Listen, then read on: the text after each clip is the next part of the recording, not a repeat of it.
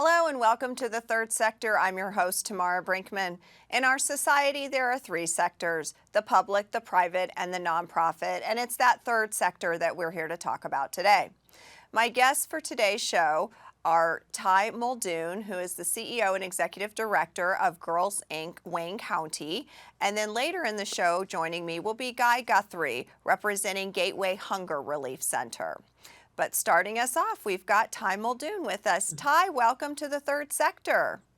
Thanks for having me, Tamara. Well, thank you so much for giving myself and our viewers some of your time today. We're very excited to hear all about Girls Inc. And first, obviously, we should note that you are newly the CEO and Executive Director of Girls Inc., or rather recently, and very excited to have you there. Well, thank you. It's like coming home. I am excited to be back. I was a Girls Inc. girl forever ago. And then I worked here about 12 years ago for 4 years, and they were 4 of my favorite years in my professional life. So I'm glad to be back in a new role in a new building with some new girls, new faces, and just doing some of the same work that I did then. I think it's so exciting that you can say you were a Girls Inc. girl and now you're the CEO and Executive Director of Girls Inc., which leads us to all kinds of things that align with why that is so fitting for this organization. But why don't we just, before we go into all that, start with just let folks know, when did Girls Inc. come to Wayne County? How long's it been here, and how's it look today now that it didn't, or how's it changed to today's time? Yeah.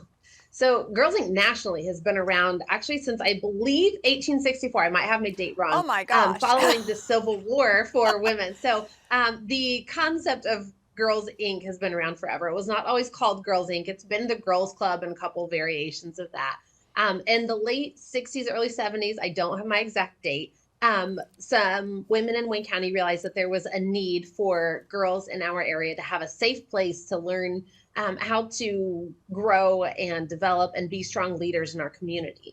And then in the 90s, it went from Girls Club to Girls Incorporated. And for those that need the brief history lesson, it used to be the Boys Club and the Girls Club. And what was Girls Club became Girls Incorporated. So we've been Girls Inc. for well over a couple decades now, but still doing similar things. And our mission has stayed very similar. But our vision and what we're offering to girls has definitely changed since 1864 in the 1970s. So. Well, let's hope that, you know, with the change in time, so then we flex and change accordingly. So take us a little bit more into what that mission is and what your vision is today. Yeah, so the mission is to inspire all girls to be strong, smart, and bold. So give them skills to strengthen mentally, physically, emotionally, and just make them well-rounded individuals who will grow up to be leaders and mentors and do some big and amazing things. And the vision is just that the girls are given the tools to be successful in life, to overcome whatever's thrown their way, to manage a world where things aren't always fair. So I think it's a vision that any female can get behind, but we have a lot of male allies as well and male supporters that see that that's important for the girls in their lives, especially in Wayne County too. Yeah, realism, real life. Yeah. Real life. So tell us a little bit about, and I know it's hard to look down the road, but what are the goals with that mission and that vision for, say, the next year or so, or whatever that timeline might be for you guys? Maybe it's only 6 months. Yeah. So I have some amazing staff, amazing board members, and we have an amazing community. And so one of my personal goals is to expand and either rebuild or strengthen some partnerships with other youth serving organizations in our community, as well as starting to look outside of Wayne County. We realize that the need is great, not just right here in Richmond, that the need is great in Centerville, Union County, Fayette County. So starting to have some of those conversations that I have some wild goals and visions in mind, and I'm looking for ways to partner to make those come to life, but definitely start expanding our services, growing some of the programs that are being offered in the schools, and just expand what we're doing and find ways to help the other nonprofits and other youth serving organizations in our community thrive as well. Right. Well, if anyone listening out there wants to partner with you guys, you know how to. We'll tell our audience how they can connect with Girls Inc. and obviously get to you to support some of your lofty goals. Hopefully not lofty, that you can bring to fruition. Those are the kind of things that you need. You got to dream big. You got to reach high to achieve those things. So we've put the phone number up on the screen for our viewers to see. So that's one way that you can connect with Girls Inc. You can just give them a call. You mentioned your staff, your great staff, a few times. And so why don't you give us an overview of what your staff looks like? Yeah. So I'm the CEO, executive director, and I have a wonderful leadership staff. So we have a director of operations, a program manager, assistant program manager, and executive assistant. And beyond that, we have staff that offer programming in the schools and on site. We have a 1 to 15 girl ratio in our programming. So that includes some volunteers, some program staff. We take high school interns as well. So our program staff is a wonderful mix of adults, young adults, and professionals that have been trained in a variety of programming. How, if people want to get involved, they want to volunteer or they want to learn more, I guess, or get involved, what's the best way for them to do that? Yeah, so it depends on what type of volunteering they're looking for, but all of our contact information is on our website. They're also welcome to stop by the center and talk to us. We do ask that any volunteer that's spending time with our girls or is on site when girls are on site pass a background check. So if somebody's looking for time to help make the outside of our center beautiful, we take anybody that's willing to pull weeds down to doing homework help. So it just depends on what that person's individual needs are and what they're looking for to get out of a volunteer experience. But we have a lot of opportunities that we can be flexible with. But they can contact me directly. They can go to the website. They can stop by. They can send us a letter. We'll call them back. Well, good to know. Good to know. So tell us a little bit about how Girls Inc. Is funded.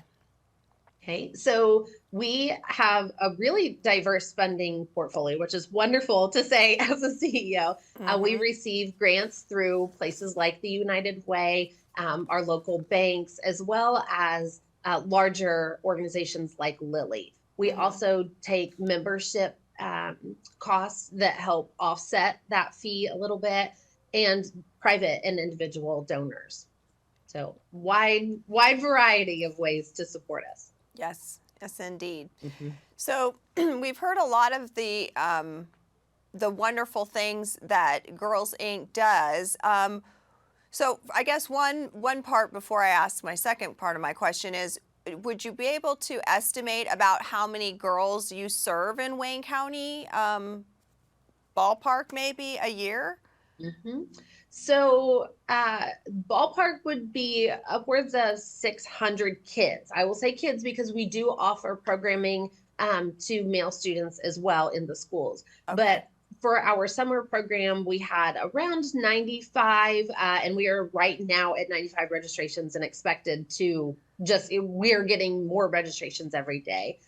So I'm hoping that number is going to increase by next year. And these are in our COVID world, these are lower numbers than expected. So I'm anticipating as things settle down a little bit that those numbers are just going to go up. Yeah.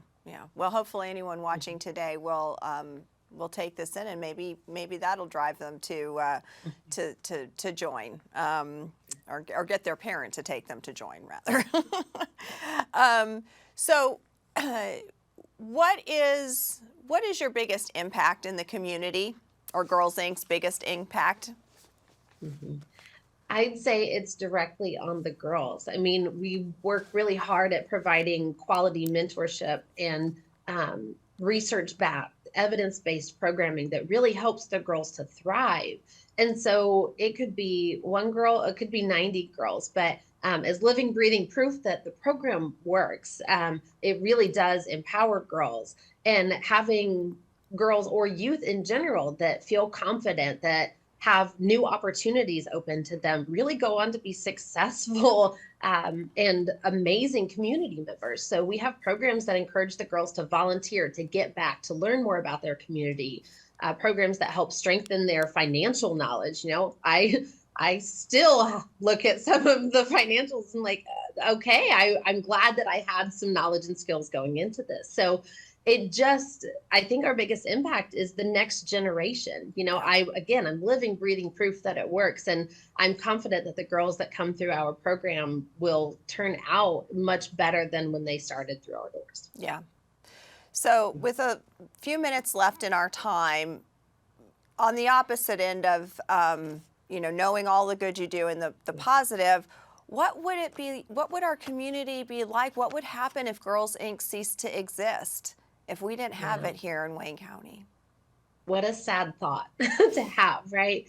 I can say that we do have amazing other opportunities for kids, but I know that we aren't all reaching every child in Wayne County. And so that would be 600 more kids that didn't get a caring adult in their life, that didn't get the support, the mentorship, the encouragement that they needed.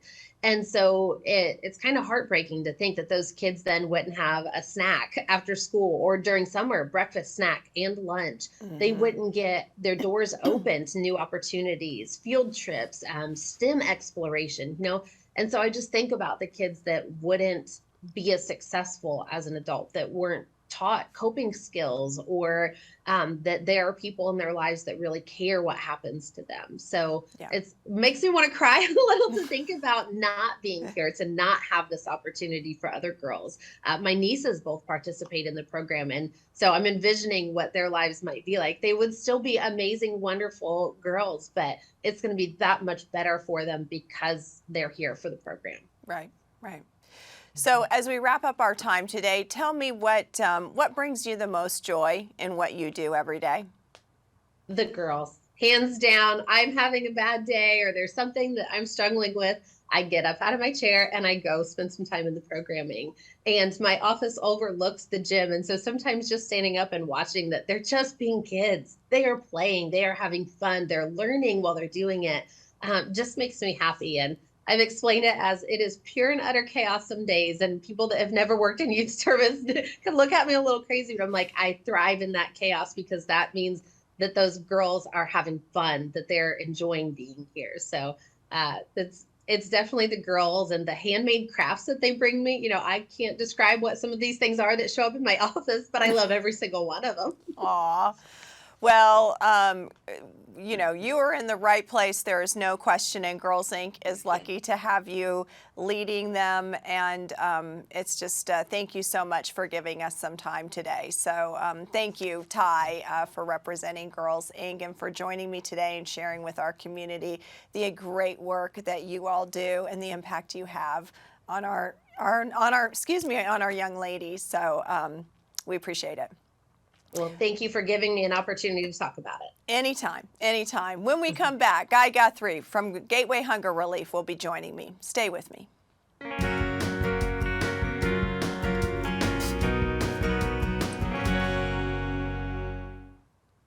Welcome back to the Third Sector. Guy Guthrie from Gateway Hunger Relief Center has joined me. Guy, thank you so much for coming and joining on being on the Third Sector. My pleasure, and that of our group too. Well, thank you so much.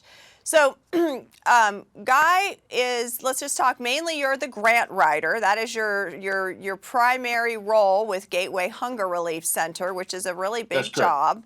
But you're able to give us lots of other information because obviously we aren't going to write a grant today. So if you would, why don't you tell our viewers when did Gateway get started, and where have you gone from the beginning? Well, Gateway started out in 2006 as an offshoot, a mission of the Gateway Church of Richmond, which is up on Route 227.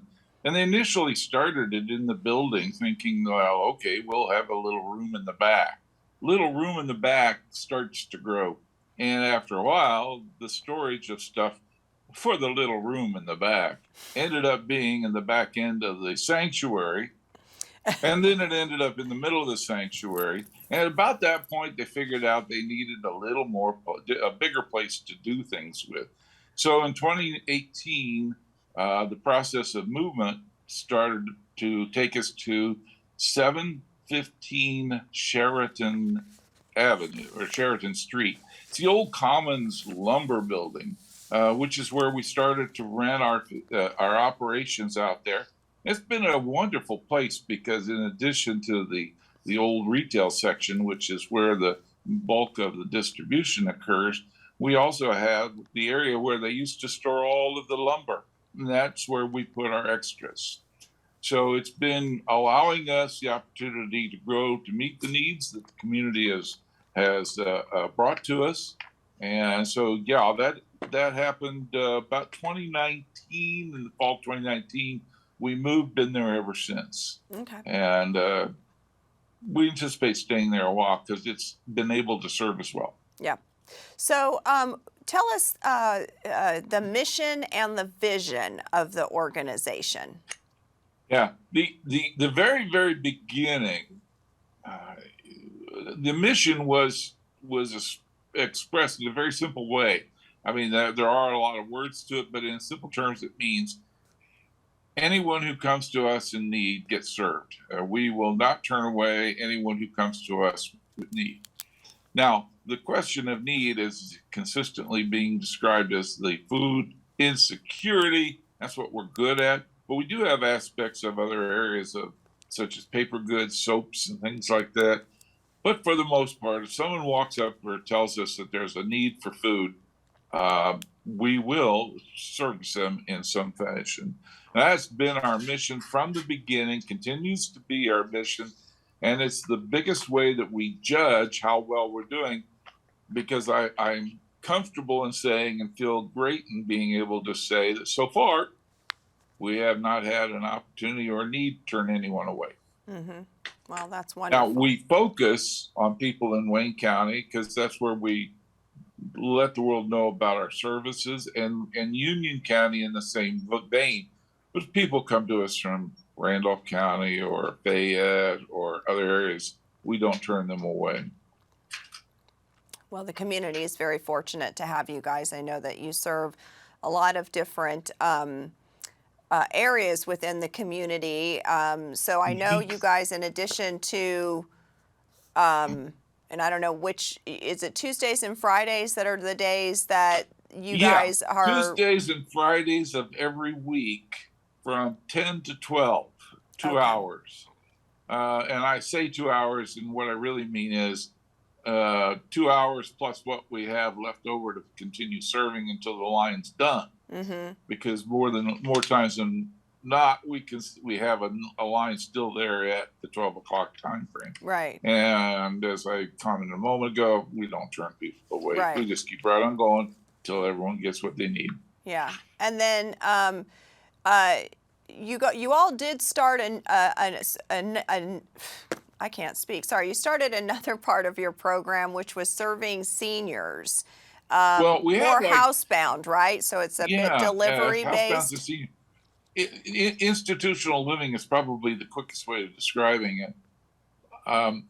What we discovered was several years ago that if there are two things that needed to be done, one was to serve people couldn't get to us, and number two, we found that if we focus what we serve with, in other words, the people we serve, it tends to give them more of what they need, and it's less bulky on our part, which is a polite way of saying we don't have to deal with either storing or getting a lot of just plain excess. So that's the way of saying it. Right. So by being able to target our audience, we've been able to create answers for them at the same time, not overdoing the buying and sell, the size of our facility. Mm-hmm. So we have, let's see, last week it was five facilities that we take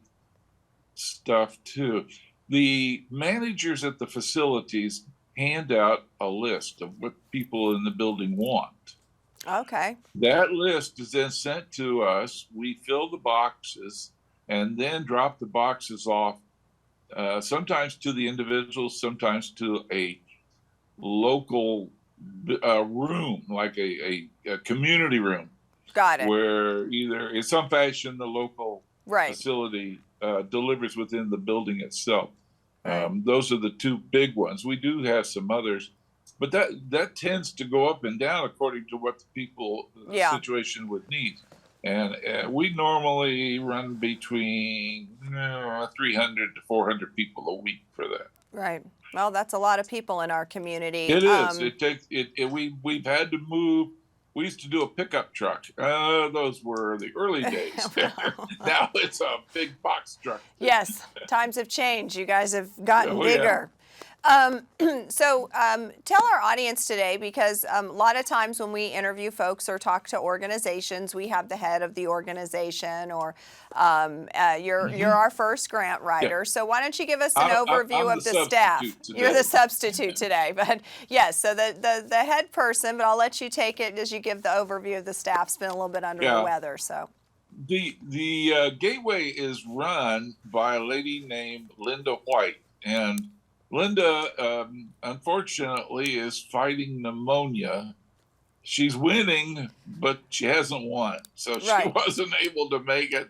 So I had the fun opportunity to fill in for her. So Linda runs it, and then she has with her a manager for the building, and then she that would be like the distribution side of things. Uh-huh. And then there's another manager or gal that is the warehouse manager. So there's a total of 3 ladies that run the program. And then there's one lady who helps out in the, we're just going to call it the numbers stuff. The administrative work. Right. So it's a 4-lady group. And then beyond that, most distribution days, as I commented, which is Tuesday and Friday, there's somewhere around 20 to 25 volunteers that come in. They come from a variety of sources. Believe it or not, our biggest area of recruitment are the clients who have been there in the past and come back to give us a hand and help us. That's wonderful. That really is. That's terrific news. Tell us a bit as we have a few more minutes left in our time together. Excuse me. Tell us the impact that Gateway has on the community. Yeah. When I first became involved, it was probably around 2016 or so. Gateway was still out at the church facility. And normally we would be serving somewhere around 5 to 550, and that was in a month. That's per month. Those are unique individuals. Those are specific individuals. In 2019, that had gone up. In February of 2019, that number was 745. In June of this year, June of 2022, our official number was 1457. So we have been growing, and it is a fair statement to make that we knew this was coming, given the nature of the changes being made in SNAP, SNAP proceeds, the free and reduced lunch rates, and the program, how those are being changed. All these changes in other programs are occurring September, at least by September of this year. So we know that these numbers, so far for this year, we're seeing about a 30% increase. Yeah. And we don't think we're done seeing growth.